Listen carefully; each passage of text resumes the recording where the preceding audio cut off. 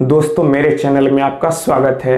आज के इस वीडियो में मैं आप लोगों को 3 बातें बताऊंगा। अगर आप उन तीनों बातों का ध्यान रखेंगे तो फिर आपके साथ ज़मीन खरीदने के बाद कोई भी धोखाधड़ी नहीं होगा।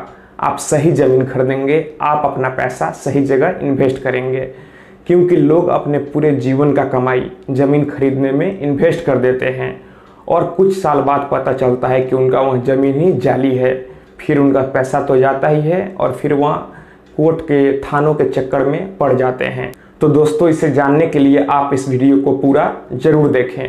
हमारे समाज में ऐसे कई केसेज देखने को मिलते हैं कि जब आदमी ज़मीन खरीदता है तो फिर उसे उस समय लगता है कि ज़मीन सही है, वह सही डिसीजन ले रहा है, लेकिन ज़मीन लेने के कुछ वर्ष बाद पता चलता है कि उसने गलत ज़मीन ले लिया। इसलिए दोस्तों, आप सबसे पहली बात कि घबरा कर नहीं लें। बहुत लोग सोचते हैं कि यह ज़मीन बहुत अच्छा है, ऐसा ज़मीन नहीं मिलेगा, और वे घबरा कर ज़मीन ले लेते हैं। तो फिर आप एक बात का ध्यान रखें, आप घबरा कर ज़मीन नहीं लें। आप अच्छे से सभी बातों को पता कर लें, आप वेरीफाई कर लें, तभी ज़मीन लें। सबसे पहली बात कि आप रजिस्ट्री का पेपर अच्छे से चेक करें। आप चेक करें कि जितना एरिया रजिस्ट्री में दिखाया गया है उतना सही में एरिया है या नहीं। रजिस्ट्री के हर पहलू को आपको अच्छे से पढ़ना चाहिए कि ज़मीन कब खरीदा गया, किससे रजिस्ट्री कराया गया।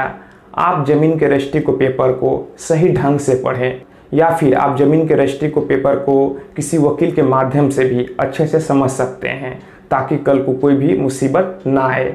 अब तो आप ज़मीन का ऑनलाइन भी स्टेटस चेक कर सकते हैं। आप यह भी चेक कर सकते हैं कि आप जिस व्यक्ति से ज़मीन खरीद रहे हैं उसके नाम से ज़मीन का रसीद कट रहा है या फिर नहीं। फिर सबसे अंतिम और महत्वपूर्ण बात, आप यह देख लें कि आप जिस व्यक्ति से ज़मीन खरीद रहे हैं उसका उस ज़मीन पर पोजीशन यानी दखल कब्जा है या फिर नहीं।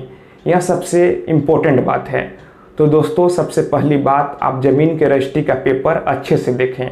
आप एरिया का मिलान करें कि जितना एरिया ज़मीन का वह बता रहा है उतने रजिस्ट्री के पेपर में दिया है, बताया गया है या फिर नहीं। फिर आप ज़मीन का सारा स्टेटस ऑनलाइन चेक करें। फिर आप ये देखें कि जो उस व्यक्ति से आप ज़मीन खरीद रहे हैं उस व्यक्ति का उस ज़मीन पर पोजीशन यानी कब्जा है या फिर नहीं। आपको इन तीनों बातों का अच्छे से ध्यान रखना चाहिए। तो दोस्तों, मैं आशा करता हूँ आपको यह वीडियो पसंद आई होगी। अगर आपको लगता है कि यह वीडियो आपके काम की है और दूसरे लोगों को भी काम आ सकती है तो फिर आप इस वीडियो को अपने दोस्तों और रिश्तेदारों में भी शेयर करें।